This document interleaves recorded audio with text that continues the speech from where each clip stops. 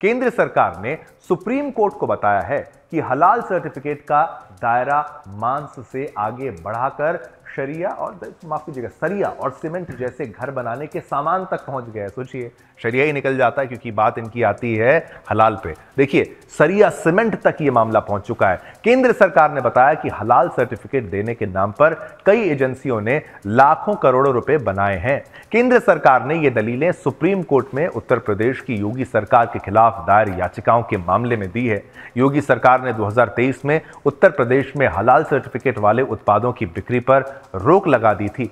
इसके खिलाफ कुछ संगठन जो हैं वो सुप्रीम कोर्ट पहुंच गए थे।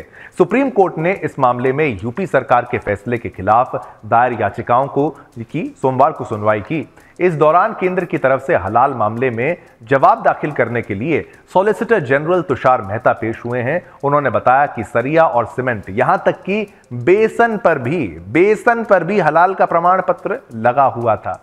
अब SG solicitor general Tushar Mehta ने कहा कि जहां तक हलाल मीट का सवाल है, किसी को इसमें कोई आपत्ति नहीं हो सकती। चलिए, उनकी निजी राय है, लेकिन कोर्ट को यह आश्चर्य होगा जैसे कल मुझे हुआ। सीमेंट तक का भी हलाल सर्टिफाइड होना जरूरी, उनके द्वारा जो कहा जा रही बात। और सरिया का भी, सरिया जो आपका लोहा का सरिया होता है, सरिया का भी हलाल सर्टिफाइड होना जरूरी है। यहां तक कि पानी की भी हलाल सर्टिफिकेशन होनी जरूरी है। कहां तक जाएगा ये? एसजी तुषार मेहता ने कहा कि बेसन और आटा तक का हलाल सर्टिफाइड होना जरूरी किया गया था।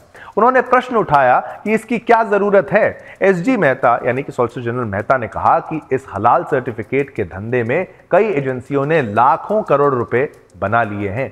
एसजी मेहता ने सुप्रीम कोर्ट में बताया कि हलाल के चलते कई उत्पाद महंगे दामों पर बिक रहे हैं क्योंकि हलाल का ठप्पा लगाने के लिए फीस देनी पड़ती है। उन्होंने प्रश्न उठाया कि जो गैर मुस्लिम लोग हलाल नहीं खाना चाहते, उनके लिए महंगे उत्पाद लेने की मजबूरी क्यों है। सुप्रीम कोर्ट ने इस मामले की सुनवाई अब मार्च तक के लिए टाल दी है। सुप्रीम कोर्ट ने केंद्र द्वारा इस मामले में दाखिल जवाब की कॉपी भी हलाल को बचाने के लिए पहुंचे संगठनों को देने को कहा है। इस मामले में कोर्ट ने इन एजेंसियों पर एक्शन को लेकर पहले ही रोक लगा दी थी। बता दें कि उत्तर प्रदेश सरकार ने नवंबर 2023 में राज्य में हलाल सर्टिफाइड उत्पादों पर बैन लगा दिया था। यूपी सरकार ने तय किया था कि राज्य की सीमा के भीतर हलाल उत्पादों के उत्पादन, वितरण, भंडारण पर संपूर्ण बैन लागू हो। इसके लिए आधिकारिक तौर पर आदेश भी जारी किया गया था। उत्तर प्रदेश सरकार ने कहा था, हलाल सर्टिफिकेट किसी उत्पाद की गुणवत्ता से संबंधित नहीं है।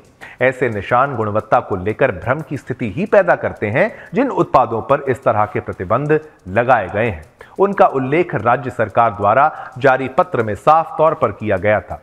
यूपी में हलाल सर्टिफाइड प्रोडक्ट बैन होने के बाद हलाल ट्रस्ट ने कोर्ट का रास्ता पकड़ा था। तो हलाल के ठप्पे से ये लाखों करोड़ की कमाई क्यों?